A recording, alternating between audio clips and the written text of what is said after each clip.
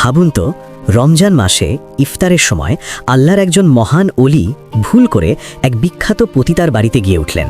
আর সেই নারী, যাকে সবাই রাতের রানী বলে চেনে, সে নিজ হাতে আল্লাহর অলিকে ইফতার করালো। কিন্তু পরের দিন স্বপ্নে অলি এমন এক অদ্ভুত নির্দেশ পেলেন, যা তার এবং ওই পতিতার পুরো জীবনটাকে উলটপালট করে দিল। কি ছিল সেই নির্দেশ, আর কিভাবে এক পতিতা হয়ে উঠল আল্লাহর প্রিয় বান্দা?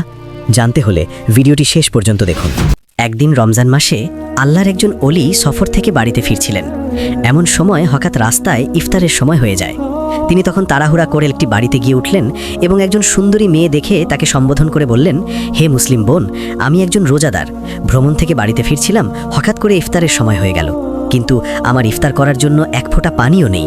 দয়া করে আমাকে একটি পানি দিন, যাতে রোজাটা ভাঙতে পারি। এটা শুনে মেয়েটি বলল, আপনি ঘরের ভিতরে আসুন, আমি ব্যবস্থা করে দিচ্ছি। অতঃপর মেয়েটি বিভিন্ন আইটেমের খাবার এনে পেশ করল। তখন আল্লাহর ওলি মহান রবের শুকরিয়া আদায় করে ইফতার করতে শুরু করলেন। কিন্তু তিনি জানতেন না যে এই মেয়েটি শহরের প্রসিদ্ধ একজন। তার আসল নাম ছিল লায়লা, আর মানুষরা তাকে রাতের রানী বলে ডাকত। অতঃপর পরের দিন যখন আল্লাহর ওলি ঘুমাচ্ছিলেন, তখন তিনি স্বপ্নে দেখলেন সাদা পোশাক পরিহিত একজন ব্যক্তি এসে বলছেন, হে আল্লাহর বান্দা, তুমি একজন খাঁটি মুমিন হয়ে কিভাবে একজন বেশ্যার বাড়িতে গিয়ে ইফতার করলে? এটা শুনে আল্লাহর ওলি স্তব্ধ হয়ে গেলেন এবং বললেন, আমি তো জানতাম না সেই মেয়েটি খারাপ। আমি তো জানতাম না সেই মেয়েটি খারাপ চরিত্রের মানুষ। যদি জানতাম তাহলে কখনো তার বাড়িতে যেতাম না। তখন লোকটি বললেন, যেহেতু মেয়েটি তোমাকে খাবার দিয়ে এহসান করেছে, তাই তুমিও তার উপরে এহসান করো। যেভাবেই হোক তাকে খারাপ রাস্তা থেকে ভালো রাস্তার দিকে নিয়ে আসো। এটা শুনে আল্লাহর ওলি বললেন, এটা কি চাইলেই সম্ভব হবে? সে একজন প্রসিদ্ধ দেহ ব্যবসায়ী। শহরের ধনী মানুষেরা তার সাথে রাত কাটানোর জন্য যায়। সে কি তার পাপের রাজ্য ছেড়ে ফিরে আসতে চাইবে? তখন লোকটি খানিক তার রাগ দেখিয়ে বলল, সে পাপের রাজ্যে আছে বলে ভালো হতে চাইবে না? এটা তুমি কিভাবে জানলে? তার সামনে কি কখনো ভালো হওয়ার সুযোগ তুলে ধরেছিলে? এটা শুনে আল্লাহর ওলি চুপ হয়ে গেলেন। অতঃপর পরের দিন তিনি আবারও সেই লায়লার কাছে গেলেন। লায়লা তখন আল্লাহর ওলির চেহারা দেখে চিনতে ভুল করেনি। সে তাকে দেখে কিছুটা অপ্রস্তুত হয়ে গেল। এই অবস্থা দেখে বললেন, আমি তোমার কাছে সময় কাটাতে আসিনি, বরং তোমাকে একটি সত্য জানাতে এসেছি। এটা শুনে লায়লা প্রথমে অবাক হলেও তার কথাই কৌতূহলী হয়ে গেল। আল্লাহর ওলি তখন আবারও বললেন, আমি একজন সাধারণ মানুষ, এখনো আলোর দিশা খুঁজে বেড়াচ্ছি। আর তুমি এমন একজন মানুষ যে অন্ধকারে থেকেও আলোর দিকে ডাক পাচ্ছ। লায়লা তার রহস্যময় কথা শুনে হেসে ফেলল, কিন্তু তার হাসির পেছনে এক অজানা শিহরণ বয়ে গেল। এই ব্যক্তি যেন তার মনের গোপন গভীরে লুকিয়ে থাকা প্রশ্নগুলো শুনতে পাচ্ছিল। অতঃপর তিনি এক টুকরো কাগজ লায়লার হাতে দিয়ে চলে গেলেন।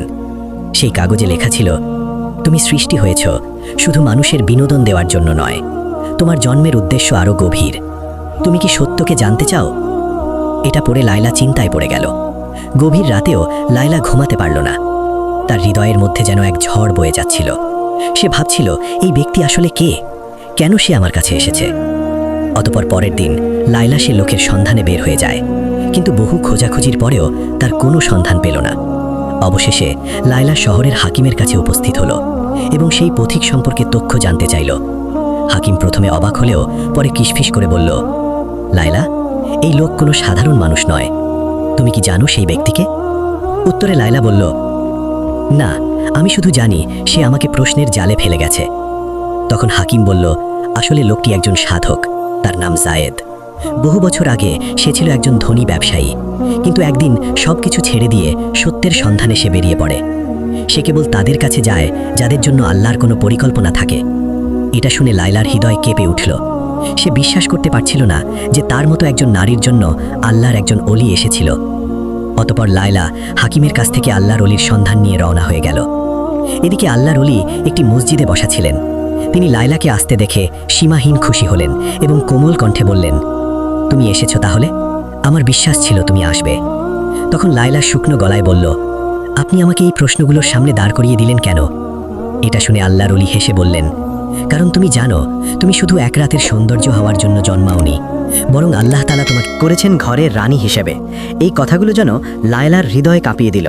তখন আল্লাহর ওলি আবারও বললেন, আচ্ছা লায়লা, তুমি এই ঘৃণ্য কাজে কিভাবে জড়িয়ে গেলে? একবারও কি নিজের আত্মসম্মানের কথা চিন্তা করলে না? এটা শুনে লায়লার ভিতরটা কান্নায় ফেটে যাচ্ছিল। সে কেঁদে কেঁদে বলল, কোনো মেয়ে স্বেচ্ছায় নিজের সম্মান বিলিয়ে দেয় না, পরিস্থিতি তাকে বাধ্য করে এই কাজে নিয়ে আসে। আমি ছোটবেলায় দুর্ভাগ্যবশত আমার মা বাবাকে হারিয়ে ফেলি। তারপর একজন ব্যবসায়ী আমাকে দত্তক নেয়, কিন্তু কিছুদিন পর সে আমার সাথে বিশ্বাসঘাতকতা করে এবং একটি পতিতালয়ে চড়া দামে বিক্রি করে দেয়। তারপর থেকে আমি একজন পতিতা। লায়লার কথা শেষ না হতেই হঠাৎ তাদের কাছে ছুটে এলো দুইজন অস্ত্রধারী লোক।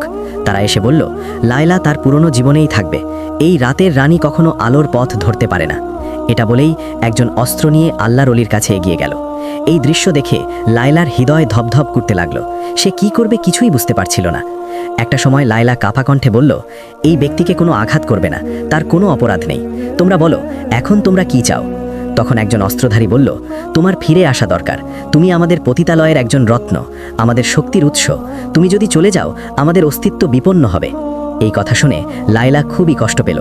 নিজেকে একটা পরাধীন ব্যবসার পণ্য হিসেবে মনে হচ্ছিল। তখন আল্লাহর অলি নরম কণ্ঠে বললেন, লায়লা, মানুষের সত্যিকারের মূল্য তার অন্তরে লুকানো থাকে। তুমি যদি মুক্তি চাও, তবে এখনই সিদ্ধান্ত নিতে হবে।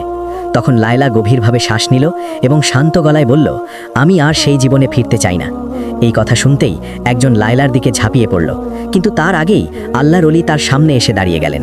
তখন অস্ত্রধারী একটা সজোরে ধাক্কা দিয়ে আল্লাহর অলিকে মাটিতে ফেলে দেয়। এটা দেখে লায়লা চিৎকার করে উঠল এবং সাহস নিয়ে একটা পাথর দিয়ে আঘাত করল লোকটির মাথায়। অতপর চোখের পলকে এসে আল্লাহর অলিকে নিয়ে দৌড় দিল। তারা সর্বোচ্চ শক্তি দিয়ে দৌড়াচ্ছিল, আর পেছন থেকে শোনা যাচ্ছিল ধাওয়া করার আওয়াজ। কিন্তু লায়লার মনে এখন শুধু একটাই কথা, আমি মুক্তি চাই, আমি সত্য চাই। এক পর্যায়ে তারা একটি পুরনো বাড়িতে আশ্রয় নিল।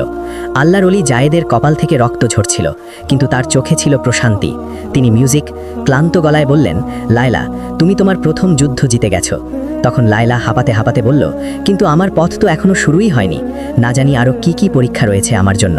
তখন জায়েদ মৃদু হেসে বললেন, এটাই তো আসল কথা, পথিকের যাত্রা কখনো এত সহজ হয় না। এদিকে শহরের অন্য প্রান্তে অস্ত্রধারীরা আবারও জড়ো হচ্ছিল। তারা জানতো লায়লা পালিয়ে গেছে, কিন্তু তারা এটা জানতো না যে লায়লা আর আগের সেই রাতের রানী নেই। এদিকে পুরনো বাড়িতে লায়লা আর জায়েদ লুকিয়েছিলেন। লায়লার হৃদস্পন্দন তখনও দ্রুত চলছিল, কিন্তু তার মনে এক নতুন অনুভূতি কাজ করছিল। এ যেন এক ধরনের সাহস, এক ধরনের মুক্তির স্বাদ। অতপর লায়লা জায়েদকে ফিসফিস করে বলল, আমরা এখন কি করব? তখন জায়েদ ভেবেচিন্তে বললেন, তোমাকে শহর ছাড়তে হবে, কিন্তু এই অন্ধকার জগৎ তোমাকে সহজে যেতে দিবে না। এটা শুনে লায়লা এক মুহূর্ত চুপ করে থাকলো। তারপর বলল, কিন্তু আমি কোথায় যাব? আমার তো এই দুনিয়ায় কেউ নেই। তখন জায়েদ বললেন, আল্লাহর দরবারে যার কেউ নেই সেই সবচেয়ে শক্তিশালী। আল্লাহর উপর আস্থা হারাবে না। তিনি ওয়াদা দিয়েছেন, কেউ যদি আল্লাহর রাস্তায় যাওয়ার জন্য চেষ্টা করে, তাহলে তিনি অসংখ্য রাস্তা খুলে দিয়ে সাহায্য করবেন।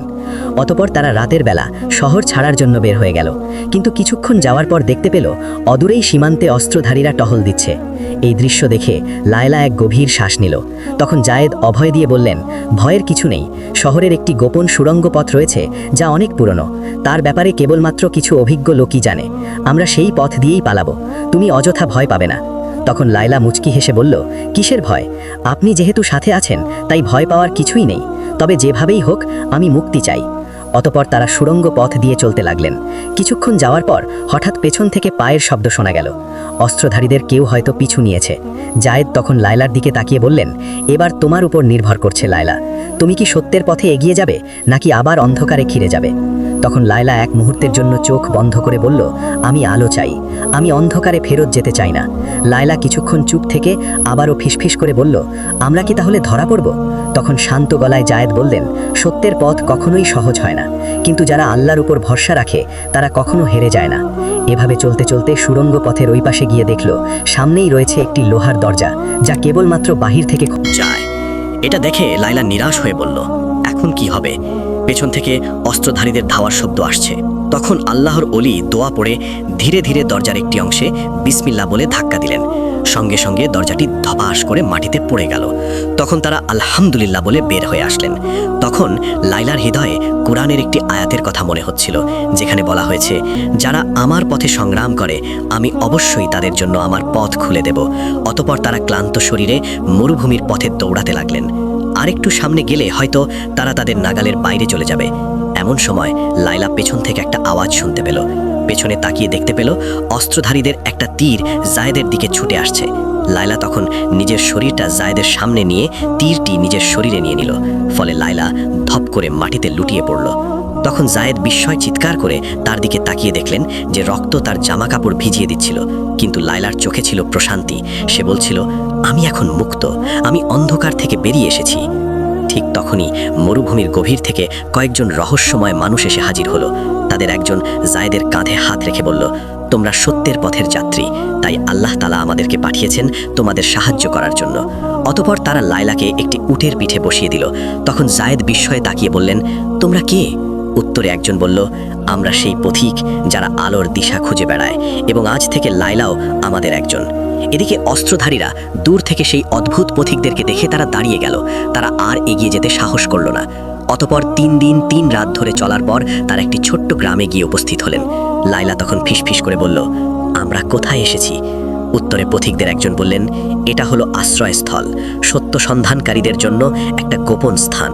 অতঃপর লায়লা যখন গ্রামের ভেতরে প্রবেশ করল, তখন একজন বৃদ্ধার সামনে এসে বললেন, তুমি তো সেই মেয়ে যে অন্ধকার থেকে বেরিয়ে আসতে চেয়েছিলে। লায়লা তখন মাথা নিচু করে বলল, আমি জানি না আমি কি সত্যি এই জীবনের যোগ্য কিনা। তখন বৃদ্ধা এসে বললেন, আল্লাহর রহমত সব পাপের চেয়ে বড়, তুমি শুধু শুরু করো। অতঃপর লায়লা সেখানে নতুনভাবে জীবন শুরু করলো। আল্লাহর ঐশী বাণী মানুষের কাছ থেকে শিখা আরম্ভ করলো। অতঃপর একদিন জায়েদ তার কাছে গিয়ে বললেন, এখন থেকে তুমি শুধু লায়লা নও, তুমি একজন আল্লাহর নতুন দাসী। এটা শুনে লায়লা দীর্ঘ একটা শ্বাস ফেলল, কোনো কিছুই বলল না। তখন জায়েদ তাকে বললেন, লায়লা, তুমি কি এখনো ভাবছো? তখন লায়লা উত্তর দিল, আমি ভাবছি সত্যিকারের মুক্তি আসলে কি। তখন জায়েদ হেসে বললেন, মুক্তি তখনই আসে যখন তুমি তোমার রবকে নিজের থেকে বেশি ভালোবাসতে শিখবে। এটা শুনে লায়লার চোখ ভিজে গেল এবং বলল, তাহলে কি আমি সত্যি নতুন করে শুরু করতে পারবো? উত্তরে জায়েদ বললেন, নিশ্চয়ই, কারণ আল্লাহ তাআলা যার অন্তরকে খুলে দেন তাকে কেউ বন্ধ করতে পারে না। অতঃপর একদিন লায়লা একটি গাছের নিচে বসে কোরআন পড়ছিল। এমন সময় জায়েদ তার কাছে এসে বললেন, লায়লা, আমরা দীর্ঘ সময় একে অপরের পাশে থেকেছি। তোমার সাথে এই যাত্রা শুরু করা আমার জীবনের অন্যতম শ্রেষ্ঠ সম্মান। কিন্তু এখন আমি তোমাকে একটি প্রশ্ন করতে চাই। লায়লা তখন হেসে বলল, ঠিক আছে, বলুন, কি বলতে চান? তখন জায়েদ বললেন, তুমি কি আমার সাথে আল্লাহর পথে এই জীবনের বাকি সময়টি কাটাতে চাও? এই কথা শুনে লায়লার চোখে পানি টলমল করতে লাগলো। তার হৃদয়ে এক অদ্ভুত শান্তি অনুভূত হচ্ছিল এবং সে বলল, আমি অবশ্যই চাই। আমি চাই আল্লাহর পথে আমাদের এই পথ চলা অব্যাহত থাকুক এবং আপনি আমার জীবনের অংশ হয়ে যান। তখন জায়েদ মিষ্টি হেসে বললেন, তাহলে আমি তোমাকে আমার জীবন সঙ্গী হিসাবে গ্রহণ করতে চাই। তুমি কি আমার স্ত্রী হতে চাও? এটা শুনে লায়লা আবেগ আপ্লুত হয়ে পড়ল। কিছুই সে উত্তর দিতে পারছিল না, কিন্তু জায়েদ তার মনের অভিব্যক্তি ঠিকই বুঝে নিলেন। অতঃপর গ্রামের সবচেয়ে মুরব্বীদের উপস্থিতিতে বিয়ের আয়োজন করা হলো। লায়লা এবং জায়েদ একে অপরকে সসম্মানে বিয়ে করে নিলেন। ফলে আল্লাহর নামে শুরু হলো তাদের নতুন জীবন।